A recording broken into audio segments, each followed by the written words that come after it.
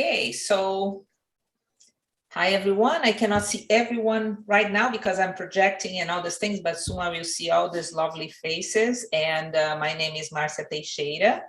I am the past president for the ICF South Florida chapter. It's an honor and privilege to be here. And I was invited by my friends to start this amazing webinar, and much more than a webinar, intensive and comprehensive conversation here today. So we are excited and to learn more from Philip Cohen. He's an MCC, about the topic on how ethics can get you hired or fired. So, oh my gosh, I like the hired, and I want to understand about the fired.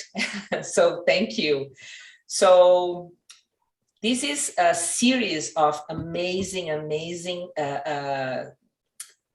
webinar sessions, collaboration. So it's really a series of events. We'll have 20 master coaches locally from here, from around the globe, sharing with us their knowledge. We'll have 24 times this year, the 20 master coaches and 24 times. So, and the purpose of this series is really to develop our competencies and our profession. And we are very grateful to have such amazing people sharing their knowledge and participating with us. So if you are not yet a member of ICF South Florida, or if you think you can become a member, this is really a good deal in terms of you become a member and you get all this master coach series for free, included in your membership. So it's going to be great. Join us or invite your friends to join our chapter. Okay.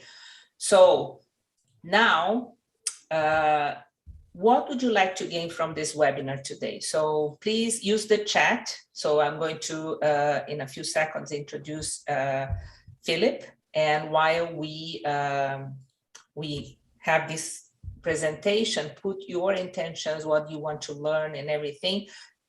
Jimmy is going to monitor the chat, and we are going to work together today in this experience, okay? So please use the chat. So Philip Cohen. So Philip is an MCC, and he has been coaching business owners and executives since 1994. And he was a founding member of ICF, and he served on the International Board of Directors for 5 years, while also serving as ICF treasurer. In addition to coaching and mentoring other coaches, he also teaches at 2 ACTP schools. One of the courses he teaches in coaching is coaching ethics, and he believes ethics is one way to distinguish between a professional and a counterfeit coach. So amazing. So just your bio already put us like willing to learn more and know more about you. So I will give you a few friendly reminders here, okay? So you are registered and attended the live webinar. You are going to get the CCUs if you are here live. Your feedback is important, so please take a moment to answer to the feedback form when you receive the link. And if you join on your phone, send your email to info@icfsouthflorida.org so we can capture your attendance, okay? Because we cannot see your name if you join by phone. So without further comments or anything, I really want to stop sharing here. And now I will see all of you in my screen. So thank you.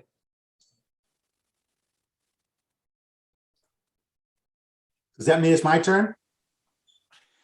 Okay. Go, Philip, go. All right. So hi, everybody, and welcome to this conversation.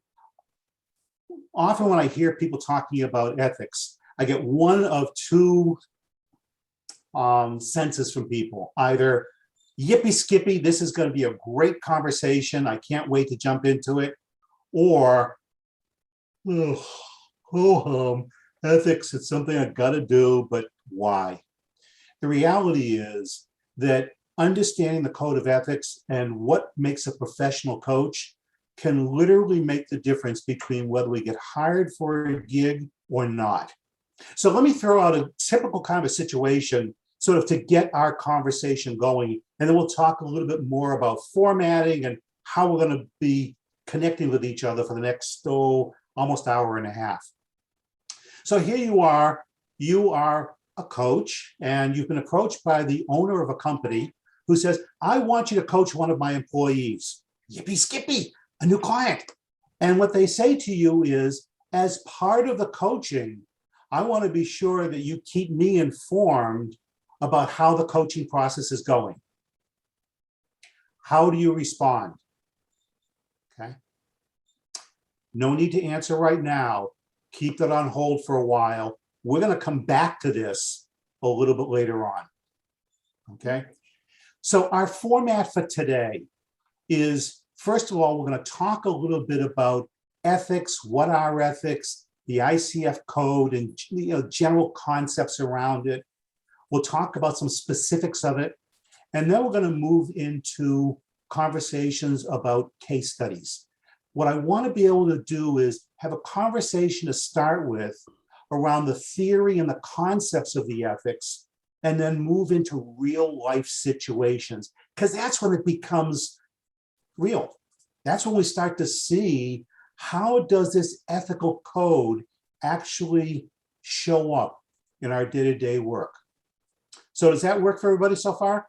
Yeah. Yes, good. Also, some of you have been in classes with me before or other situations with me before. Yes, I tend to have a lot of high energy around ethics and things that I enjoy. You don't need to have that much energy when you talk if you don't have it. But I do want to encourage all of you to be actively involved. This is intended to be an interactive presentation, to be a dialogue, because it's an opportunity for all of us to learn from each other. And yes, I may know more about the ethical code than some of you, but the reality is there's always more for all of us to learn. And so as we're having our dialogue, and especially as we're talking about case studies, at times you may hear me ask questions like, what makes you believe that? Or where does that come from? Or what would happen if? Please, please, please understand, I'm not saying that you're wrong in what you're saying. I simply want to create an opportunity for all of us to be able to look at the ethical conversation from a variety of different perspectives, and to realize that sometimes changing one little fact about a situation may dramatically change how we see that situation. So understand, this is about interaction. It's about challenging you, and please do the same to me. If I say something that sounds out of whack or something that you disagree with, feel free to challenge me. You're not going to hurt my feelings, and frankly, it will deepen the conversation. So just like in a coaching session where we are in partnership with our clients, the intention here is for all of us to be in partnership in this dialogue. So everybody okay with that? Yes? Thank you. For those of you who have your camera turned off, a request for all of you, it's your choice, but I would sincerely appreciate it if you turn your cameras on, because being able to see body language and for all of us to be able to connect with a visual will enhance the conversation. Okay? So the place I want to start the conversation is around the ICF Code of Ethical Conduct. And what I think is important for all of us to recognize is that we all have at least 2 codes of ethics that we are working with. One is our personal code. Where does our personal code come from? From our values. Our values, where else? Family experiences. Family experiences, where else? Culture. Yep, what else? Feeling. Beliefs. Feelings, beliefs, all of it, all of our experiences, everything that we live goes into helping us create our own personal code of ethical conduct. And we're the ones who decide what's going to be in that code, right? Who holds us accountable for our code of ethics? Ourselves. Ourselves, we do. Mhm. And that's where we can say, you know, pat myself on the back. I did good. I was in alignment with my code. But also where I can say, you know, I really didn't live up to my own expectations. Okay.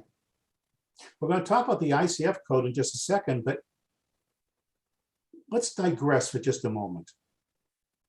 Ethics in general. What are ethics? So give me some sense. What are ethics? To act according with our values, align with our values. Okay, hopefully they align with our values. But what are they? Give me a definition of the word ethics. Thank you. Like rules for conduct? Rules. Okay. Thank you, John. Standards. Standards. Are rules and standards similar or different? Different. Different. Okay. A behavioral Principles. Principles. Pablo, you had something? code. A behavioral code. Behavioral code. Okay. When I hear the word rules, for me, it sounds, this is the rule, black and white. Mhm. Is that what ethics is? Are they black and white? No, Can be. they're not. That's what They- we Not wanted it to always. be, but they're not. They can be, but they're not necessarily, right? Yeah. There's a lot of often gray in ethics. So one of the things to keep in mind is ethical codes are guiding principles. They're sort of guidelines, but not necessarily hard and fast rules. Now, there may be some pieces that are distinctly, I will never do this, or I will always do that. But for many situations, it really depends upon what's happening in that specific situation. And so we end up with lots of gray areas. And that's one of the reasons why when we talk about having an ethical dilemma, that's what creates the dilemma, is that we see the situation, but the question is, how are we going to interpret it? How are we going to interact with this situation? What are we going to do? And that's one of the reasons why we'll sometimes find that I'll look at a situation, I'll see it one way. You may look at it and see it totally differently. And you know what? We can both be right. And so this conversation around ethics, if there are any of you here who like, concrete answers, and you want things always to be one way or another, this is sort of like a coaching situation where it all depends. We don't know what our client's going to bring us. We don't know what attitude they're going to have or the way that they're going to approach a situation. We adapt how we interact with them. And the conversation around the ethical code sometimes is like that. Now, I don't mean to say that you can pick and choose and be totally arbitrary. I think we really do need to have a sense of consistency. But we also need to recognize that sometimes there is no good answer. Sorry, there is no right answer. Sometimes it's what is the best. And sometimes the best is what is the best of all the things that aren't really good at all. How do we make the best of this conversation? How's this resonating with everybody? Does this make sense? Any pushback? Conversation? Philip, I have a question. Okay. Doesn't it also depend on the individual's interpretation of the code of ethic? And that's where it becomes gray. Yeah. Because what I see is not necessarily what somebody else perceives as following the code of ethics. Yep. And one easy demonstration of that. Somebody please give me a definition of integrity. Is there one definition? No. So in the code, it may say, it's like with a client. Client comes and says, I want coaching around my relationship with my family. Well, what do you mean by family? Is it like you and your cats and dogs? Is it you and a significant other? What do you mean by family? And there are words in the ICF code, as there is in any code, that can be interpreted lots of ways. So yes, perspective makes a very big difference, as well as our mindset. How do we see the situation? What do we see as our role? And we're going to talk more about how mindset, meaning our attitudes, our beliefs, our assumptions, how does that impact the conversation we have? Okay. So we talked about personal code of ethics and where it comes from. By the way, full disclosure, I come from Boston. We talk fast up there. All right. Yay, Lisa, right? So we talk fast. If I'm talking too fast or I use words that you don't understand, somebody just jump in, stop me. Again, you're not going to hurt my feelings. It's perfectly fine. I just get excited. Okay. The ICF Code of Ethics. Where does it come from?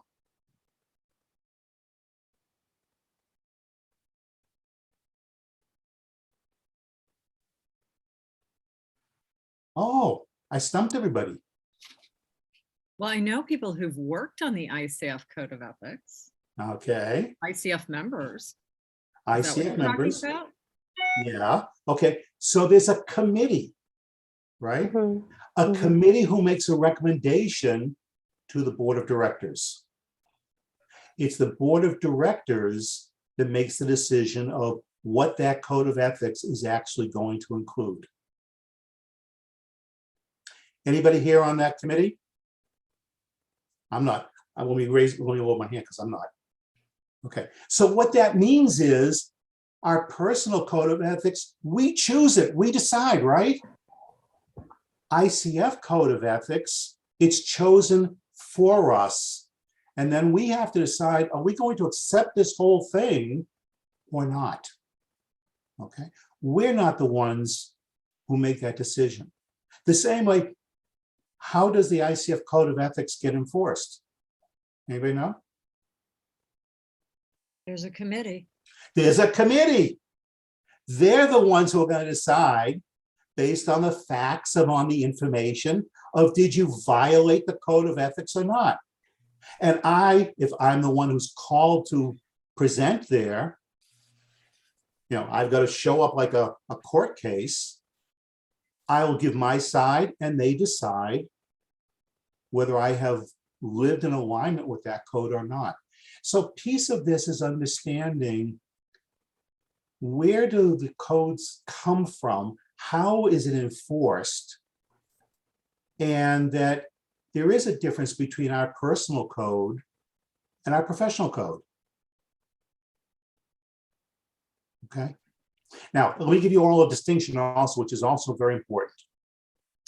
When you go to the ICF website, what you will see is a link for the ICF Code of Ethical Conduct. You will also see a link there for interpretive statements. So let me give you the distinction. The code is decided by the board of directors. That is the code of ethical conduct. The interpretive statements is created by a committee. The code gets changed every 3 to 4 to 5 years, whenever the board makes a decision. The interpretive statements are there to help us understand what is meant by the code, but they don't have legal authority. Okay. They give us a sense of direction. We can rely on them to some extent, but they don't have the authority of the actual code of ethics.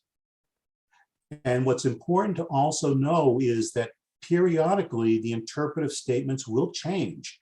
Even though the code is sort of fixed for that 3 to 5 year period, the interpretive statements can change. And in fact, there are a couple of changes that have either just been posted or will be posted sometime in the next couple of weeks. Okay, so it's important to read the interpretive statement so you get a sense of what's the intent of that section of the code. But again, remember, it is not the final word. Okay. Any questions so far? Any comments? Any pushback? Jimmy, anything in the question. chat? No questions in the chat. Not yet. Put your questions in if you want them, though, or we'll bring you on stage if you like. Yeah, so here's the deal. Because we have 24 people, good, so I can see everybody on the screen. So if you have a question, you can put it in the chat. Jimmy is going to be monitoring the chat. He'll bring the questions forward. Or you can do as some of you have already done, just speak up. Or you can use the reaction button and raise your hand, and I'll watch for your hand raise. Okay. Who is bound by the ICF Code of Ethics? In other words, who does it apply to? ICF coaches.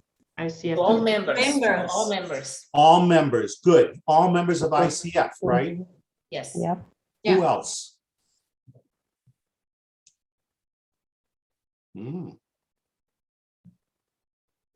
All ICF. Employees, Oh, I'm sorry, who?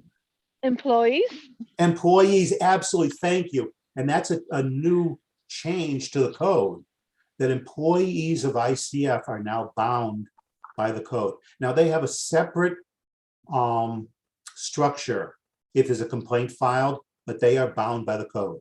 There's a third group also. Anybody know? Coaches who are credentialed but are not necessarily members of Global ICF. Thank you, Iris. Absolutely right. You do not need to be an ICF member to be an ICF credentialed coach. But if you are an ICF credentialed coach, you are also bound by the code. Okay. Who can file a complaint against any one of those three groups? Pretty much anybody. Anyone? Ooh. Yeah, pretty much anyone. So it could be a client, it could be a sponsor, it could be a person on the street. Anyone can file a complaint. And what happens is the complaint gets filed, the committee reviews it first of all to see if the person who the complaint is filed against is one of those three groups. If the answer is yes, then they go to the next stage. If the answer is no, then they have to decline because they have no authority over someone who's not an ICF member or on staff or a credential coach. If they believe that if the person is in one of those three groups, then the committee will actually conduct an investigation. And they'll ask for information from all the parties involved.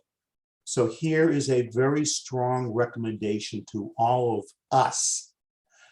And that is, when we are involved in anything that feels like it's an ethical situation concerning coaching, I strongly, strongly, strongly encourage, number one, be clear about what the situation is. Think it through. Number two, when appropriate, and I think this is in most situations, reach out to somebody else in the community and have a conversation with them about perspective. How do I see it? How do they see it? What are my options at this point? Make a decision about your options and then document the whole thing. And the reason I say to document it is because if a complaint is filed, it could be filed a year after whatever the event was actually happened. Can somebody please tell me what they had for dinner last Wednesday night?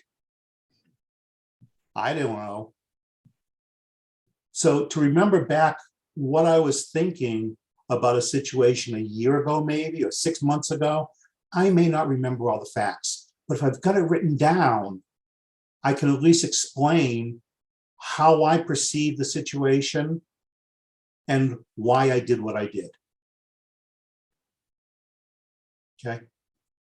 The finding of the board, they could find that you did nothing wrong, you, the coach, did nothing wrong, or they can find that you did.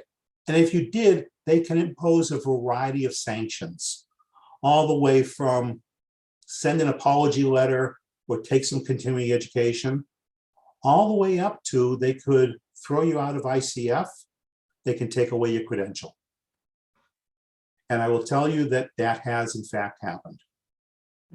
Okay, ICF doesn't name names, and I only know about this having served on the board. Okay, so they're serious about the integrity of the coaching profession. And so part of the reason I titled this conversation about getting hired or fired is that I seriously believe that when I can say to my clients or my prospective clients that here's this code of ethical conduct that I have to abide by, and if I don't, there are potential sanctions. I have had people say to me that that has been one of the things that has led to me getting hired, because the sense that I am a professional. I'm not what I call a counterfeit coach. I'm not walking around saying, oh, I can do coaching, because what's the big deal? There's a sense that there really is a professionalism there, and it can make a very big difference. Comments, questions?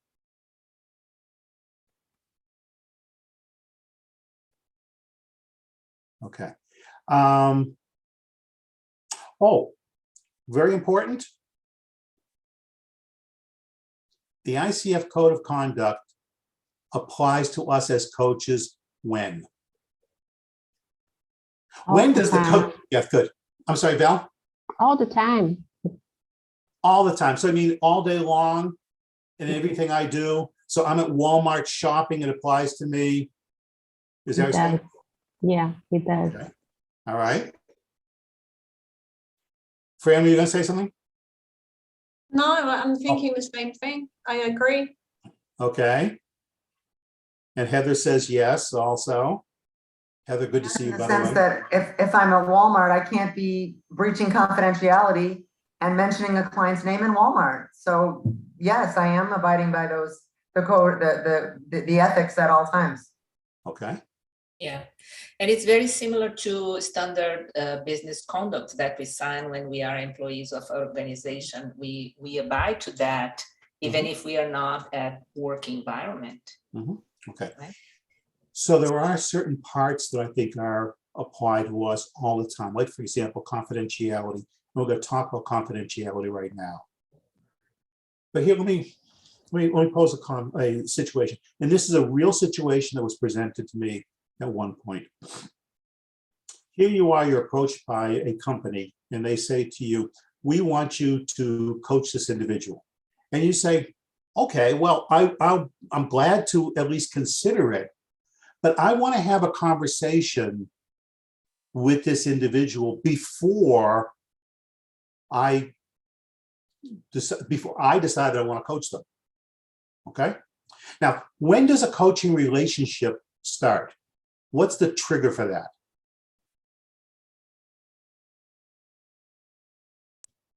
When the person accepts him or herself as a client. Sort of close. It's actually when the coaching contract. Agreement? The agreement. Thanks, Viv. Yeah. It's when there's a coaching contract, oral or written. When the contract is in place, that's when you have a coaching relationship.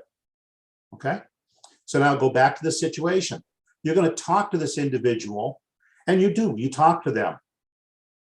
And after you get done talking to them, the manager who's going to hire you says, so how did your conversation go?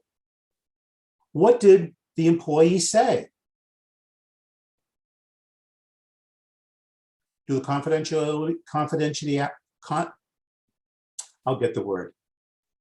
Is that conversation you had with that prospective client confidential? Yes, it's confidential unless as part of your coaching agreement, you've established that the manager will be included in the process. Well, remember, there's no contract yet because we don't have I'm still deciding if I want to coach this person or if they want to be coached by me. So there is no contract yet. No, it is confidential. It's confidential. All right, so Iris says it is confidential. Anybody else have anything? I would say it's confidential, but I mean, then it's personal ethics. For me, that's already confidential. Okay, so your personal ethics are saying it's confidential, but you're Yeah. saying maybe ICF doesn't apply here. Not if it all begins with the signing of an agreement. Okay. All right. So let me read to you something that comes out of actually the introduction to the Code of Ethics on the ICF website and what it says. So I'm reading right now. Okay. The ICF Code of Ethics applies when ICF professionals represent themselves as such. When let me do this one more time. When ICF professionals represent themselves as such in any kind of coaching related interaction, this is regardless of whether a coaching relationship is established or not. Okay. So what that means is any time that I hold myself out to be a coach, I am bound by the code. So let me give you another example, for instance. I'm on stage, I'm doing a presentation to the National Association of Widget Makers. And I'm talking about coaching in the business environment. Am I bound by the Code of Ethical Conduct? Yes. Yes. And by the way, this is something I just learned fairly recently. I didn't realize that it applied even in a situation like that. And I understand that at least once there was a complaint filed against a coach who was giving a speech and did break the ethical code. I don't know what they did. I didn't get that information. So recognize whenever you are holding yourself out to be a coach, you are bound by the code. Okay. Comments, questions?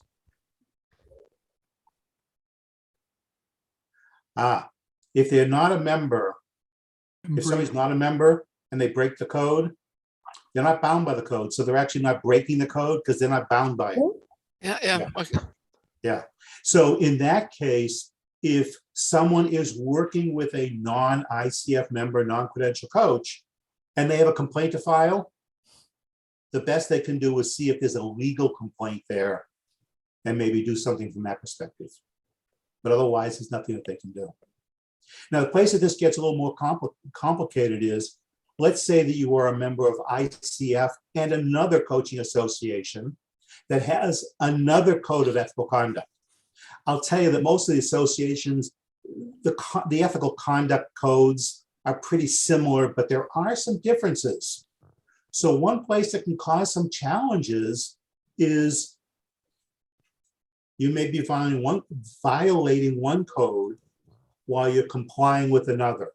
And so there's a perfect example of where you want to document what you did, why you did it, so that you can reference what code were you following. Okay. We doing okay so far? I do have a question.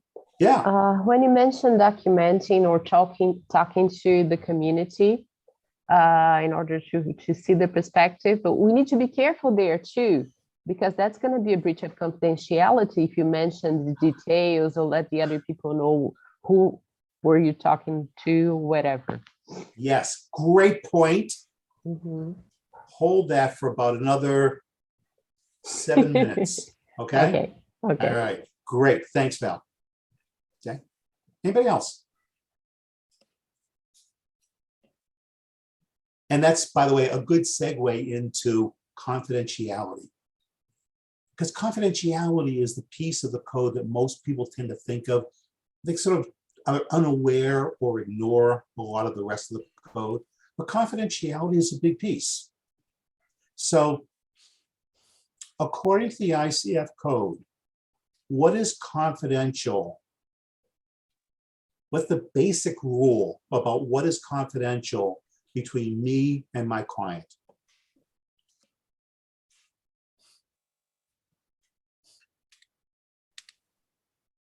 Everything? Yeah, I was just okay. gonna put that in. Everything. Every single It's easier to word. say what's not. What is not is what you agree that would not be confidential. But the code said unless there is consent. So Good. And we're gonna, so again, hold, you and Val, you're sitting right next to each other on my screen. That's good. Hold that, okay?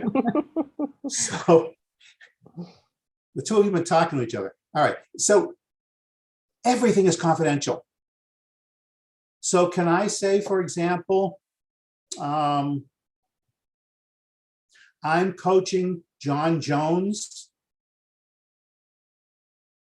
No. No, I don't think we should. no. No, mind you, I don't think you should. No, you can't. No. Oh. Unless your client tells you you can. Can I say that I'm coaching someone from John Jones Electrical Company? No, because that's information about my client. I can't share anything unless, and this starts to go to your question, Val, as well as Marcia, your comment, unless I have permission from my client. Now, there is one exception. I'll come to that in a moment. So everything is confidential. And Eric, to your point, yes, my clients can disclose whatever they want. That's their choice.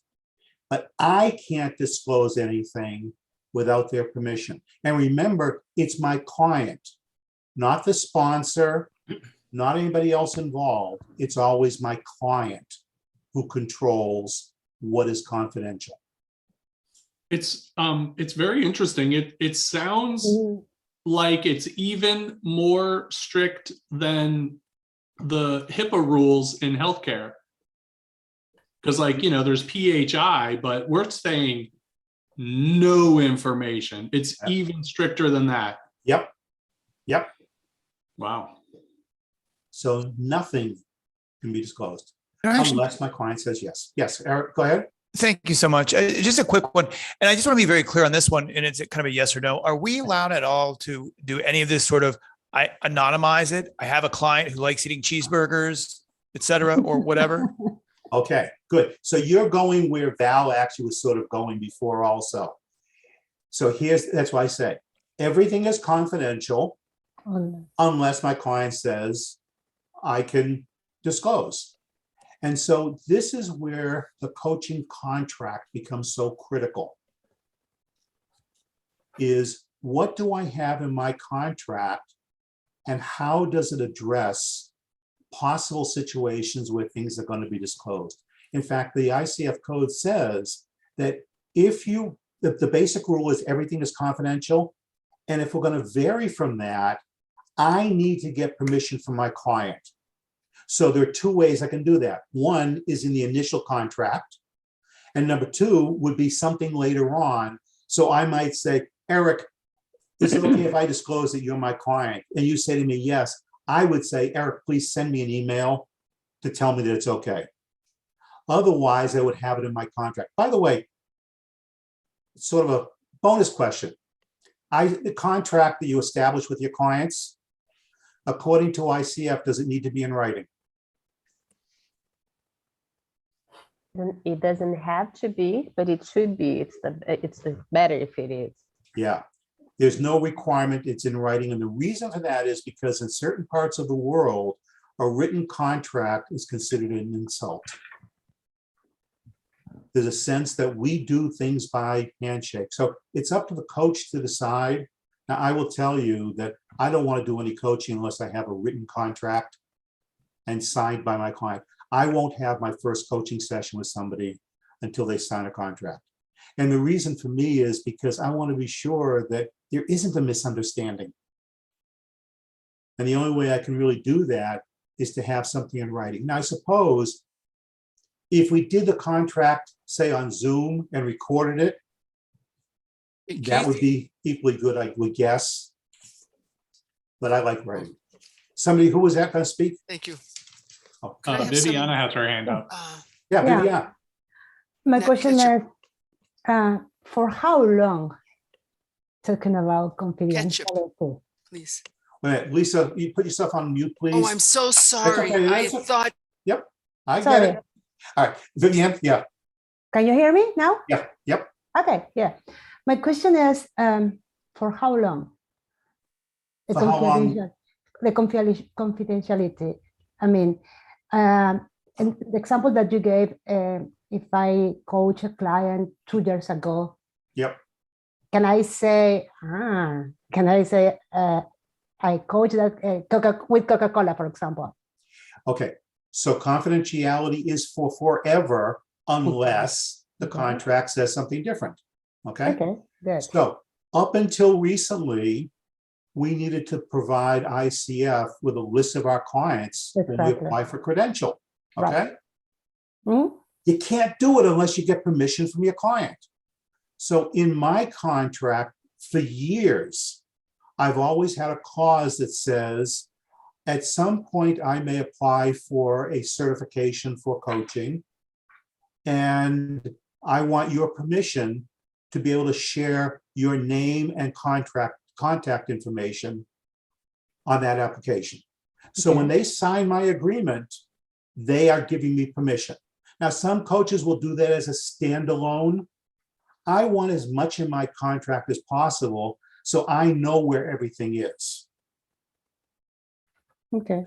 So, Val, to your question, one of the other pieces that I have in my contract is something to the effect of, periodically I may share information about the work that we are doing together in an anonymous way with my colleagues or peers to help me to be a better coach for you.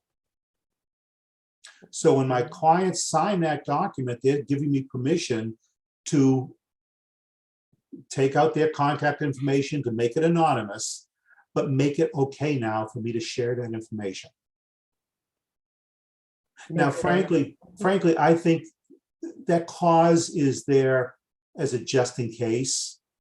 If I'm going to talk about a client and I didn't have that, excuse me, and I didn't have that in my contract, but if I made it impossible for anybody to figure out who my client was, then I would think it's still okay to do.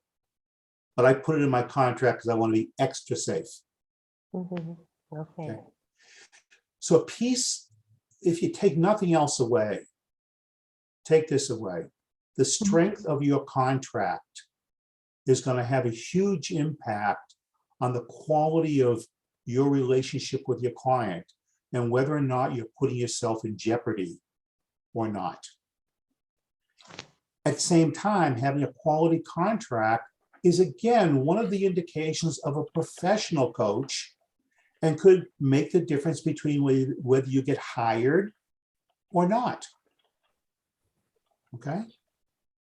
So Lisa, I see your hand is up. yes. So when you are sitting with your client and you're going through the contract, do you hand them the contract and let them read it and then come back with them and ask them if, do you have any questions, or do you go through each section with them? Good question. And I know that there are coaches that go through each section. I'm not that detail oriented.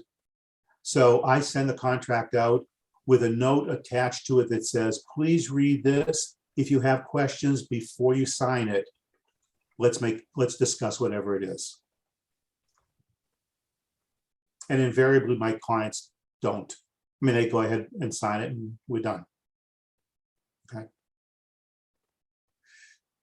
So to go back to, remember the question I asked 45 minutes ago about you're going to get hired if, but remember, part of this deal is the manager or the owner of the company, they want periodic updates on the coaching. How, as a coach, do you respond to that request on the part of the business owner? I explain the code of ethics that I follow, that I am bound to. Okay, I'm bound by the code of ethics, agreed. But they're saying, okay, so you're bound by the code of ethics, but I want periodically to get some kind of an update on the coaching. What I usually do with mine is I will offer that I will let them know whether or not the person attended Yep. and whether or not they were participative. I won't, Okay. sorry, I have dogs playing in the background now. Yay, of course. But I'll let them know, like, I'll say whether or not they participated, because if they're not participating, then the sponsor is not being served. Okay. Good. I do tell them, let me plug this in. I do will not disclose what we talk about. But what I also do with mine is I will have a meeting with the sponsor or whichever manager they want in the meeting, the coachee and myself before it starts, at the midpoint, and at the closure. And that's where they get their updates from the coachee, not from me. Okay, good. I did too. And if that's not the right way to do it, please tell me. I will.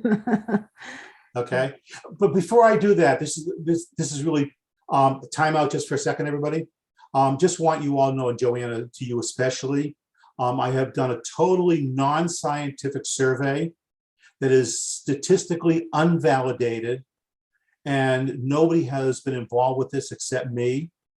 And what that survey says is all the best coaches in the world have dogs. Okay, so you're in good shape. And for those of you who don't have dogs, right now. for those of you who don't have dogs, I have the name of a rescue that can help you out. To make you a better coach. Okay, does anybody see this situation differently? Not about the dogs, but about the contract. I don't think I see it differently. You know, if the manager or the sponsor wants to know how the coaching is going, I would say, well, tell me what you're seeing. What are you seeing in their behaviors? What are you seeing in their performance? Okay. Like, they should know if the coaching is going well. I agree with Joanna. Is there attendance? Is there participation? 100%, because if they're not participating, then that's a problem.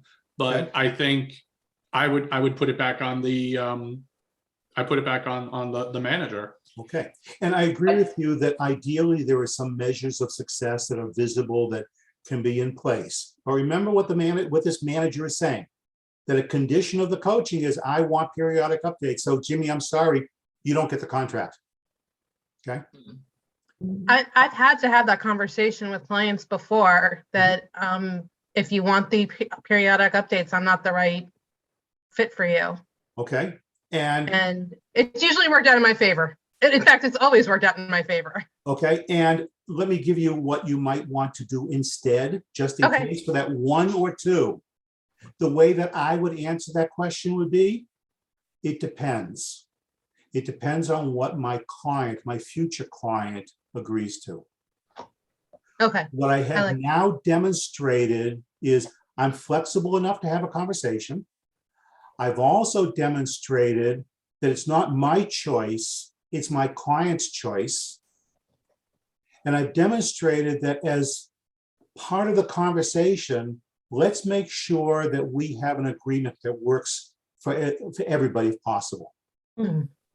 Okay, so rather than, you know, the automatic response from many coaches is, sorry, I can't do it because it's confidential. Well, I don't know it's confidential yet because my client may be perfectly fine with it. In fact, I know of situations where the clients, I mean, that's part of the contract, is that the coach will give periodic updates, and it's because the client has agreed to it. Okay. Thank you. So this may I say one thing? In the opposite, it's true. Sometimes the client, even if the sponsor doesn't ask for an update, the client may try to manipulate the coach to, oh, you can give updates about them doing good or something. So that's the opposite side. Absolutely. And that's why I want to interview my prospective client. I want to be sure that we have a good match. I want to get a sense of their code of ethics. I don't want to be, I refuse to be manipulated by the boss or by the client. So that's partly why I want to have the conversation. And for the purposes of confidentiality, I always want to remember it's my client who controls the confidentiality, not me. I may be helping them decide what is confidential and what's not, but it's their choice, not mine. Okay. And along the lines of confidentiality, anybody have one of these things?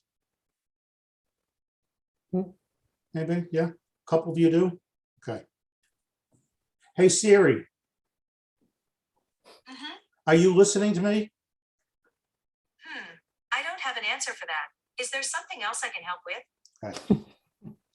Smartphones, smart speakers, all of this technology is great stuff to have. It's also I don't listening know in. how to respond to that. Thanks, Siri. All right. They're listening in, and the question is, in terms of confidentiality, what's I being don't have an saved, answer what's for being that. stored? Is there something else I can help with? Okay. She does that to me a lot.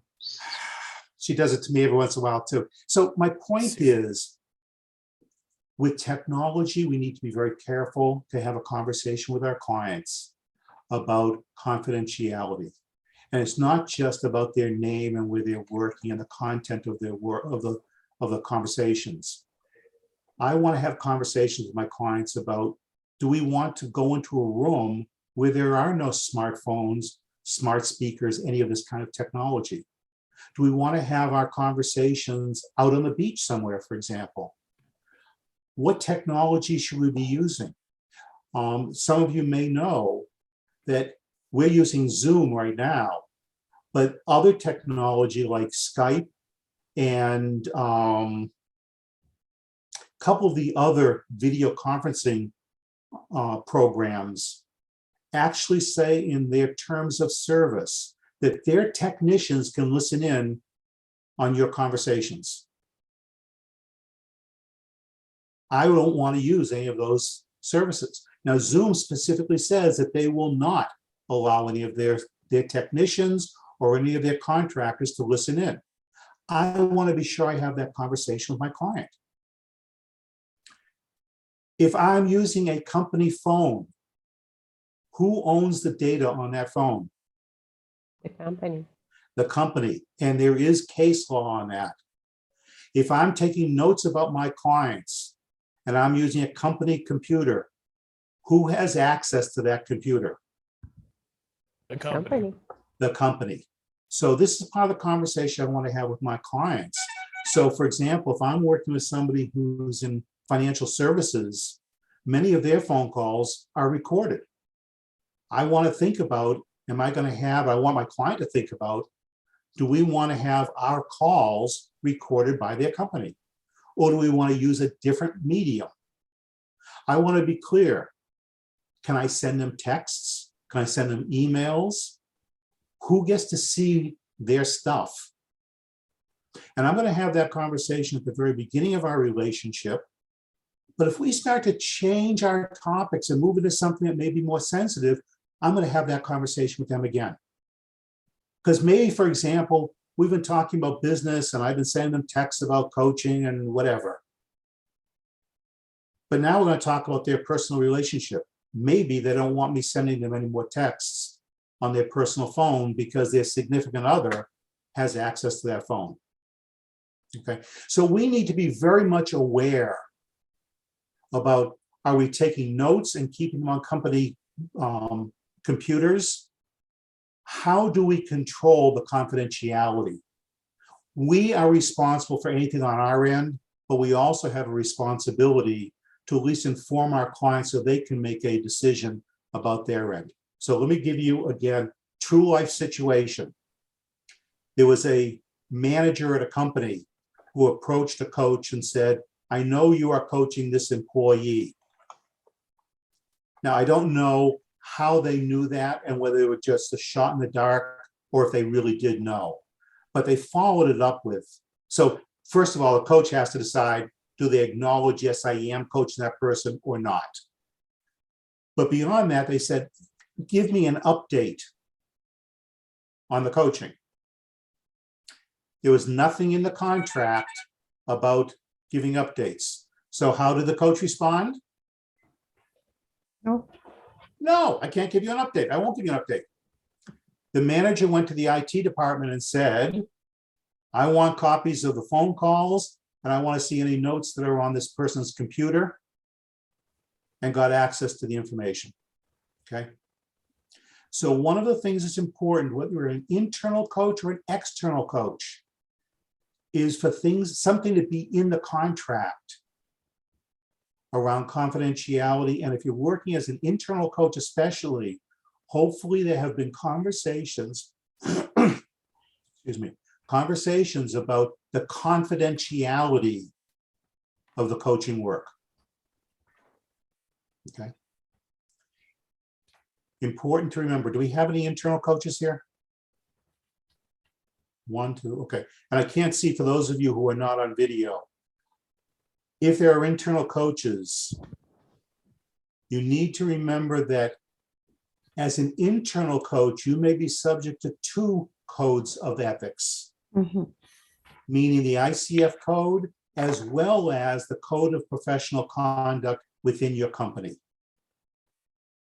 And so you want to be sure that your contracts and your agreements with your clients represent the totality of the relationship. Okay. Lisa, you had a question or comment?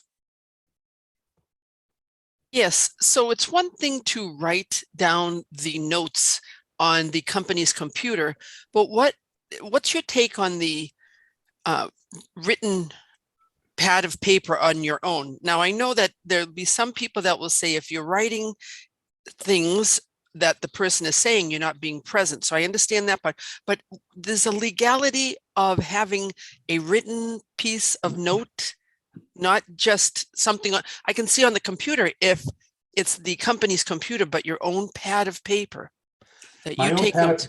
Yeah, my own pad of paper is mine until I get a court order that says, give me all of your notes. Yeah. And then all of a sudden, guess what? They're no longer just mine. So probably no notes. Well, that's a decision you have to make. And I know there are coaches, for example, I just heard this recently, coaches who work with, what's it called? Better Up.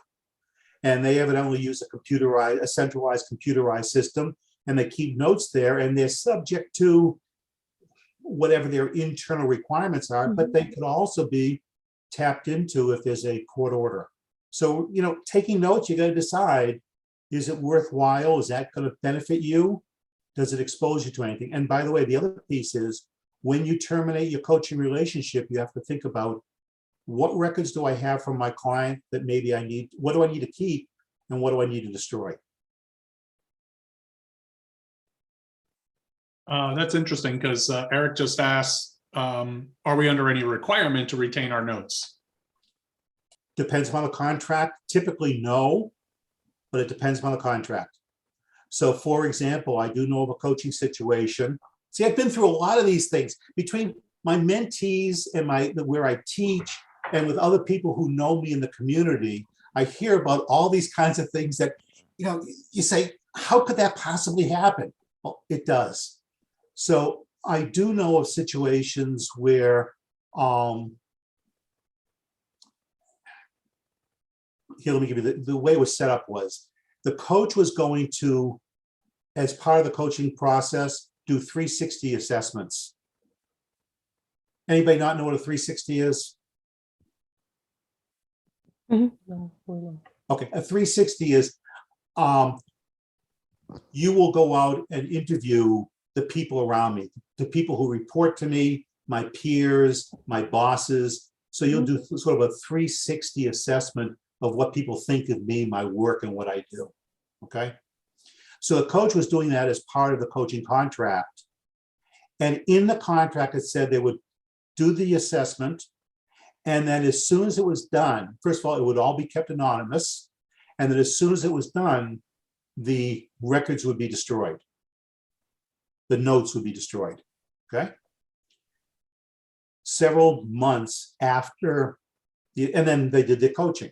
Several months after the 360 was done, while they were still coaching the individual told the coach that they were suing their company and wanted to get the notes from the 360. And what the coach said was, in the contract, I said I was going to destroy them, and I did. There are no notes to use in that lawsuit. So again, a reminder, your contract is critical. My contract I've had reviewed by my attorney. I encourage all of you, as you create your contracts, have it reviewed by an attorney.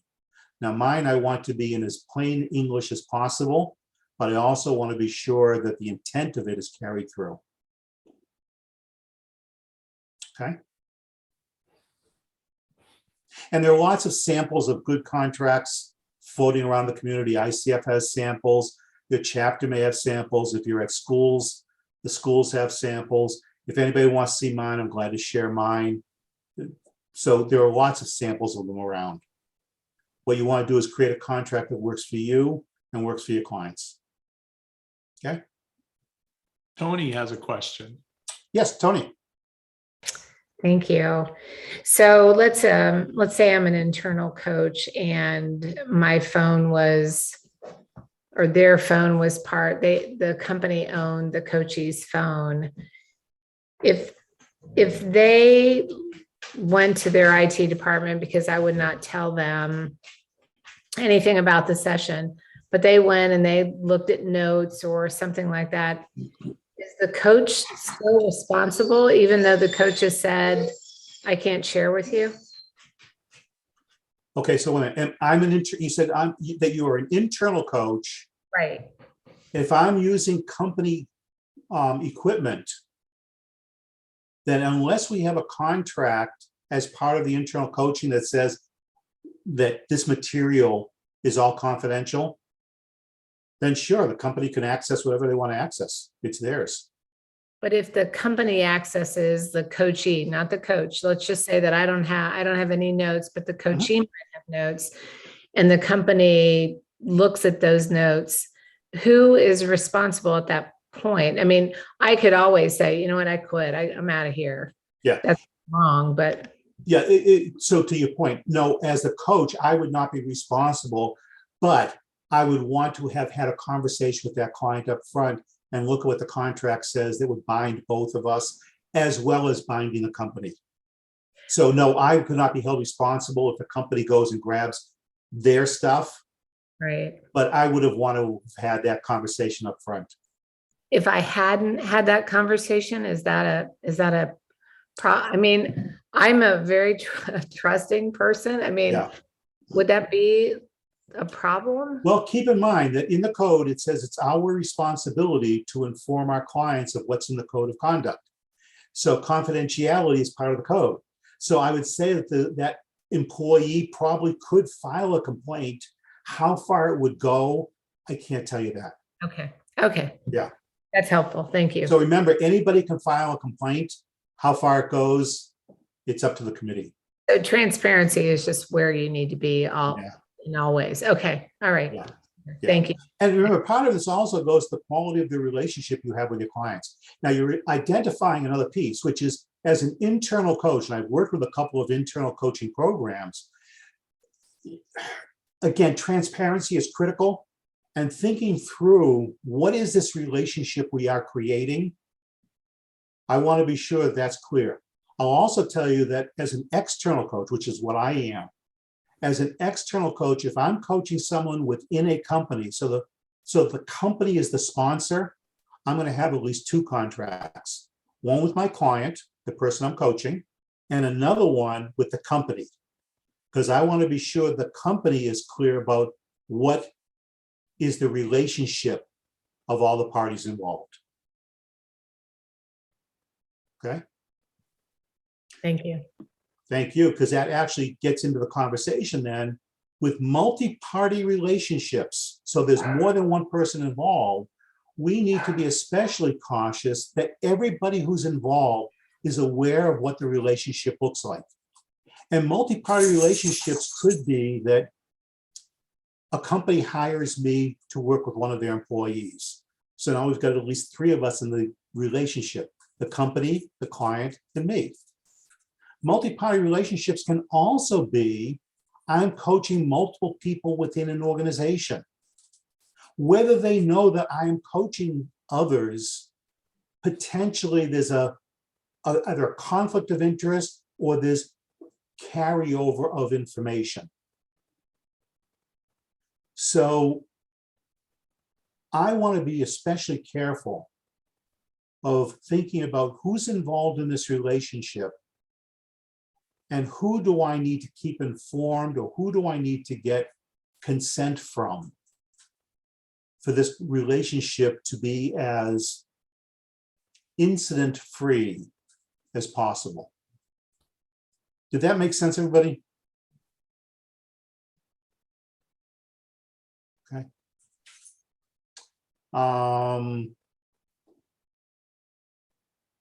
Okay, questions, comments?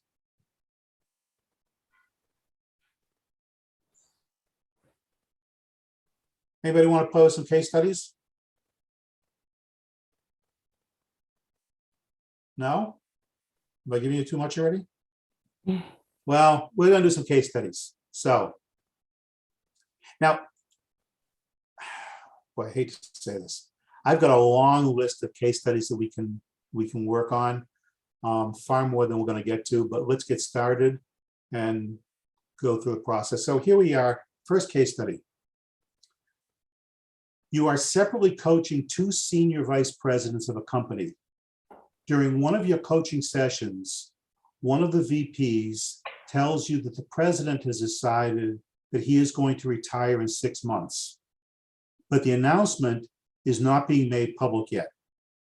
Your client wants you to work with him on applying for the position and to acquire additional skills in order to be able to take on the job. So is this something, is this a kind of a contract that we could take on as a coach?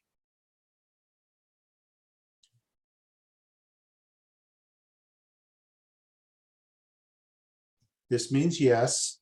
This means no. I think the answer, it depends. Okay. Because yes, we can keep the confidentiality from who informed us to the client. Mm-hmm. If we agree, if we have a verbal agreement that we are not going to do that. However, if this person knows from other person, right, from someone else, Mm-hmm. and late someone says, oh, my coach told me, or something like that. So this is a very risky situation. Remember, what your client is telling you is the president told him okay, that he's retiring. Sorry, I understood. Yeah, I thought the president before anything told you. No. And the client didn't know. So yeah. That was no, I'm coaching the vice president. The vice mm-hmm. president told me. Mm-hmm. Okay, good.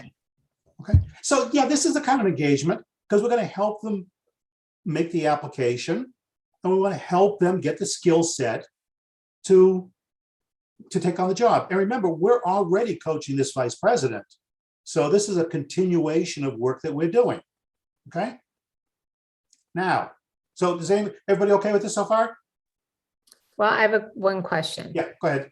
So the company though is paying me mm-hmm. to be the coach of this vice president. Yes. No. Yep. But this vice president wants me to help him get the job of the president yeah. of the company that's paying me. Yeah. Is the vice president paying me on a separate contract? No, but again, it goes to the contract. So let's say the contract is simply, we're going to provide you, vice president, with a coach to use any way you want. And I've had those kinds of contracts. Well, then I would agree that it depends. Okay, why do you think it depends? I think it would be my own kind of, I don't know, if they're a sponsor and they're paying me, but if I'm an internal coach and I'm working for them, then that feels somehow a little bit wrong that he's got insider information and I'm helping him get the president's job who hired me. I don't know. I guess it would depend on how I felt, how I trusted my coachee and okay. Yeah. Well, first, we don't know that the president did the hiring. It could have been the HR department. And this is presumably a senior vice president who, and in fact, that was the situation. this is a very large organization where this coach was simply provided as another resource, the same way that we're going to give you a car, we're going to give you, staff, we're going to give you whatever you need to do your job. Use it whichever way that you feel is appropriate. So what did you do? Well, it wasn't me, it was actually another coach. I'm just kidding. The other coach took it on, and I know the coach very well. The coach took that job on because that was what they were being asked. Here's the twist, though, okay? Later in the week, you're coaching the other vice president who you have been coaching for a while, who, guess what, tells you about the president resigning, because they heard about it also. But she says she's already been given the job by the president. The announcement won't be made public for about 4 weeks. And at this point, only she and the president know that she is being given that position. And she wants you to coach her to get ready to step into that position. So ignore the first vice president just for a second. Is that, again, a kind of an engagement that we could take on? Absolutely. And I would say It's absolutely. a conflict of interest now. It's, well, I said ignore the other vice president. Okay, sorry. Ignore the other vice president, okay? So the first question is, with this client, is that a kind of thing we would do? Sure. Now, Val, what's your question? It's a conflict of interest. I Oh, mean, if you said yes to the first one, now you're Yeah. not supposed to say yes again. Then you are, Oh. for me, it was like, okay, you're not supposed, I mean, it's going to be trouble. Okay, so Val is saying that there's a conflict of interest here. And what's the conflict of interest, Val? Because you said yes to the other coachee in order to coach him or her for that position. So right now you should not take another client for the same position. Okay, but remember, I'm already coaching both of them. So that means I would have to, fire one of them? Eventually. Oh, and eventually. I don't know. think We're upskilling both people. Right? We can always Like we're helping both. Yeah, we can Okay. always have the agreement to think over the agreement. So this time we could say, okay, but for this specific topic, I don't feel comfortable. I'm not supposed to do. I don't know. I'm thinking here. Yeah, But that's I okay. see there is a conflict of interest. Okay, so, and Jimmy, I'll come to you in just a second. But so Val, you're saying I'm going to redo the contract, but remember, I can't tell anybody. We can't, let anyone know, because the only ones that know at this point, as far as I know, is the president and these two vice presidents. How can we redo the contract? Hold that thought, Jimmy. No, I was just saying that we're trying to improve two people's leadership skills and getting them prepared.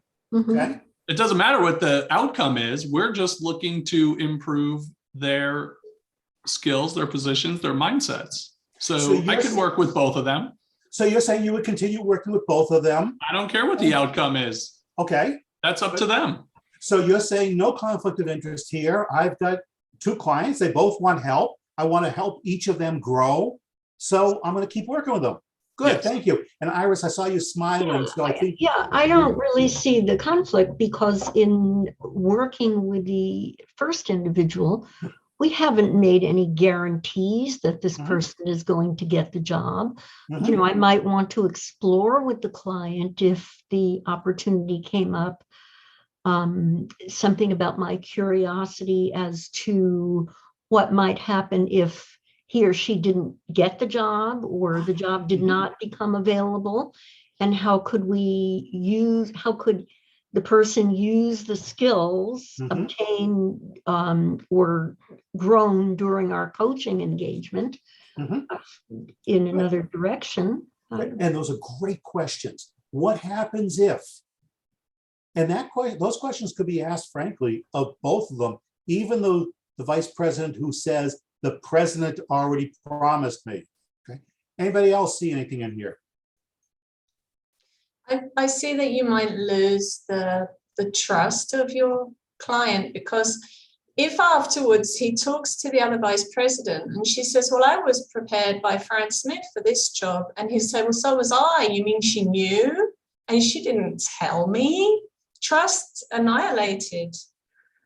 Yeah. For the whole company, not only for the 2 clients. Right now, it's like the whole company will know about that. And you're probably out of this company working. Could very well You're not be. working for that company anymore.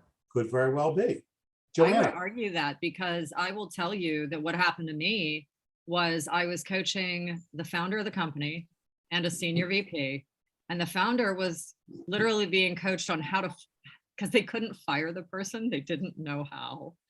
And it happens. And the VP was like, I'm not a good fit for this company, and I couldn't cross-pollinate that.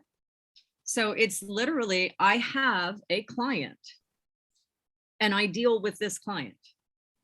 I have a client and I deal with this client. And if I can't separate that, then I'm not a good coach for Okay, so that The situation. point Joanna. is not only what you're going to do, it's what they are going to do. Someone said that the coachee can say anything. I always say it's a two-way lane, because they are not supposed to be talking about the coaching process to everybody and telling what we discuss. So this would be a breach of confidence for us. So if they do, you can say whatever you want. Nobody gonna know if you could separate those things or not, because they're gonna say you didn't. Well, what they said to me at the end of the coaching engagement was that they will continue to hire me and they will continue to recommend me because they know But my it's a risk, right? confidentiality. It worked, but it's a exemplary. risk. Well, they know that my confidentiality, I wouldn't break confidentiality. I held the Yes, confidentiality. but they might of the break, client. and this might be a problem to your image, even though you did everything right. yes. And remember, as a coach, our responsibility is to our clients. And we always have to think about what risk are we taking and who are we serving? Who do we need to serve? If I'm thinking about myself, I need to step away. Maybe I am doing a disservice to my clients because because who's a better coach than me? Nobody. So you mean I should deprive these 2 people of my expertise and my wisdom? Are you saying, Val, that I should move away No, from this? I think you need to be careful. And I probably would have them, the point is that it's get tricky, because they're not supposed to say anything, because you're going to unveil information that from the other person. So sometimes what I notice is it's better not to get that client if they're too close, especially when you work inside a company.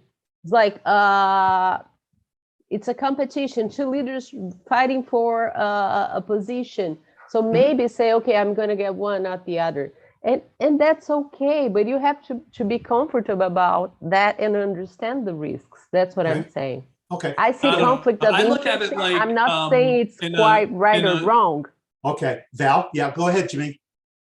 Well, I was going to say, I look at it sort of like on a football team, American football. So if a quarterback coach is coaching the starter and the backup, he's not working any less with the backup. He wants that backup to be 100% ready should something happen. So both players are getting coached to assume the position of that starting role. And I would look at it the same way. Like, I'm not going to cut back on one because they're both, the goal is to make both of them ready for the position.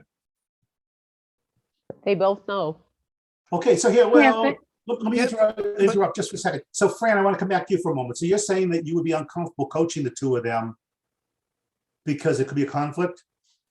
Yeah, I think they could lose trust in me. I mean, I've obviously been in situations like this that have shown me that, you know. So Fran, here's my question to you. Now remember, you've been coaching both of these 2 already for some period of time.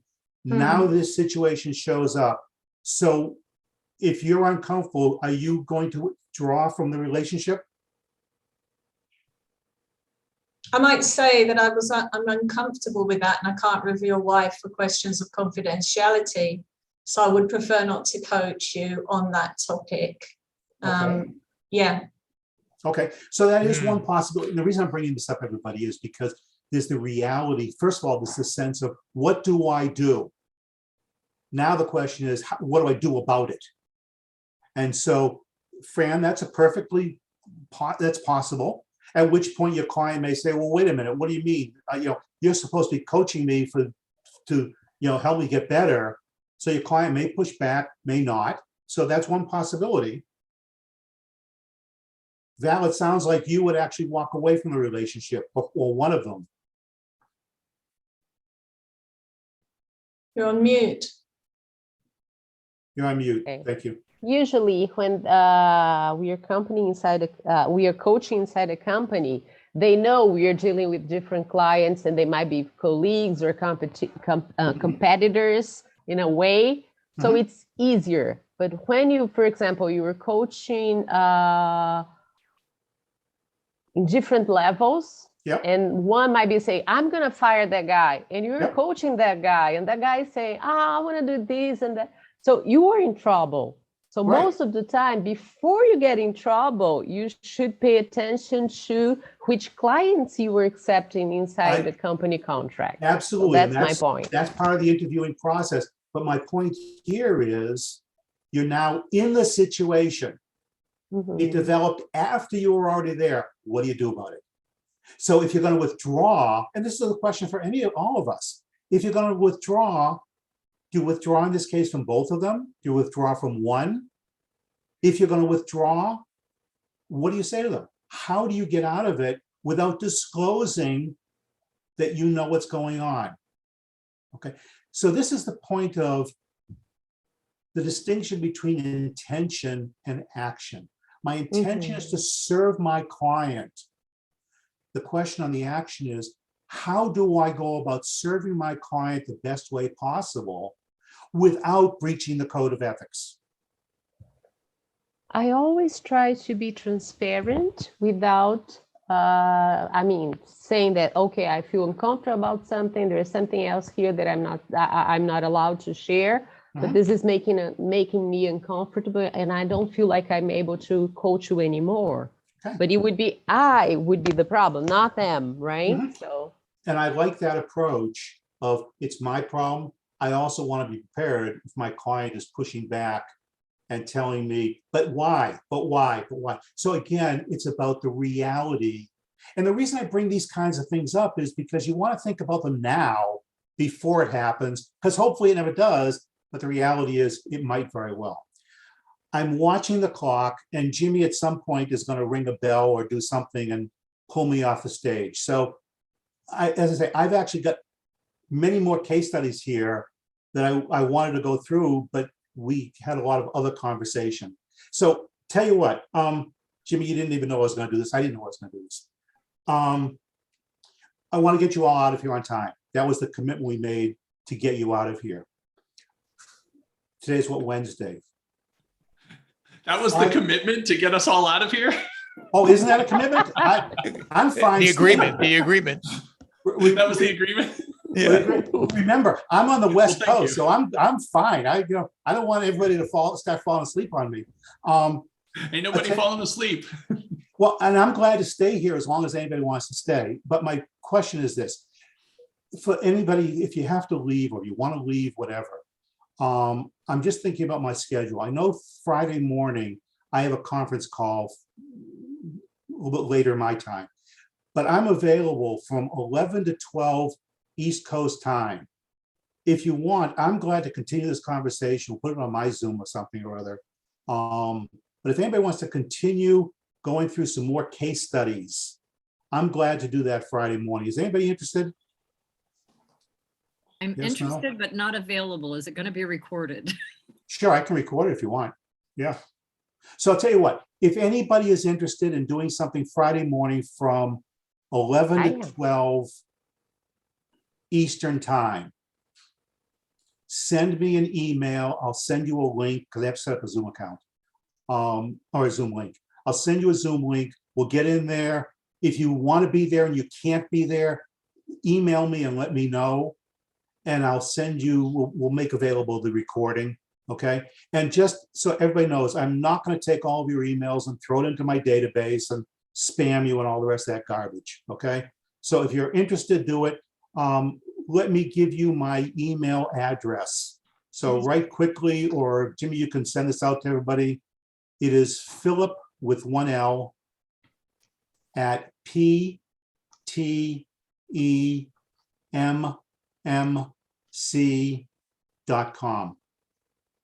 Just send me an email and say, subject line ethics, or I want to join, or something.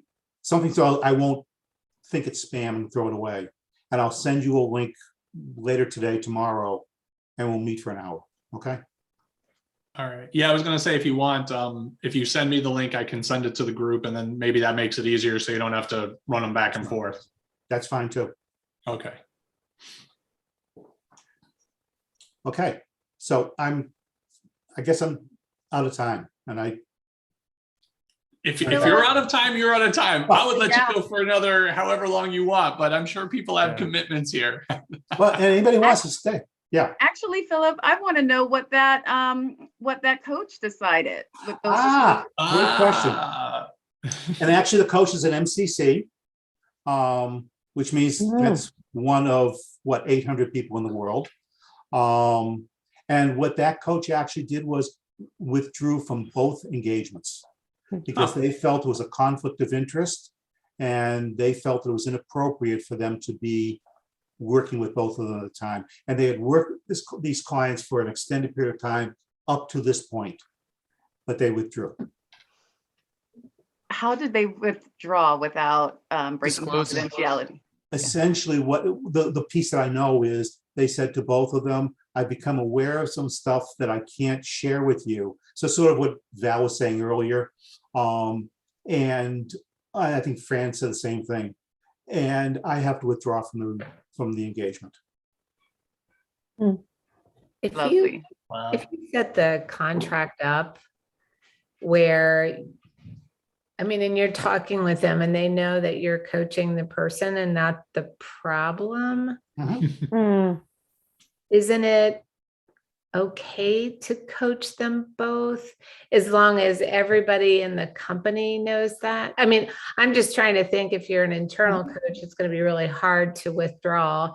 And if you are a sponsored coach, you may not want to withdraw. Right. So I'm just asking myself a bunch of questions. As long as it's ethically, if it feels like, you know what, I'm coaching them, they're leaders, I want to coach the person. Yeah, and Tony, you're making a great point, and that's part of where this challenge comes up, is that, again, depends upon the contract, depends upon the understanding initially, depends upon who knows what, depends upon, am I an internal coach or an external coach? That's why I say all of these situations, it depends. Frankly, I don't want to be, if I'm there, I'd be concerned about the point that I think Fran made, which is, I don't want to be there the day the announcement comes that this vice president has gotten the job, and I want to thank my coach who's standing right over there next to that other vice president. I want to thank my coach for helping me prepare for this position. Awkward. Thank you. I gotta go. Okay. Thank you all. It has been a pleasure. And I'm available. If anyone wants to reach out to me at any point because you've got a situation, feel free to do so. I'm glad to have the conversation with you. Okay. Jimmy? That's awesome, Philip. Thank you. Philip, thank you so much. Wow, that was, it's everything and then more. I love the conversation, the fact that we got to have just a fantastic conversation and bring up the case studies and everything. You are a vast trove of amazing ethics, case studies and information. So thank you so much for sharing all of that. And I look forward to Friday. Again, thank you so much. That is incredibly gracious. We're very grateful to have you in our sphere. So thank you so much.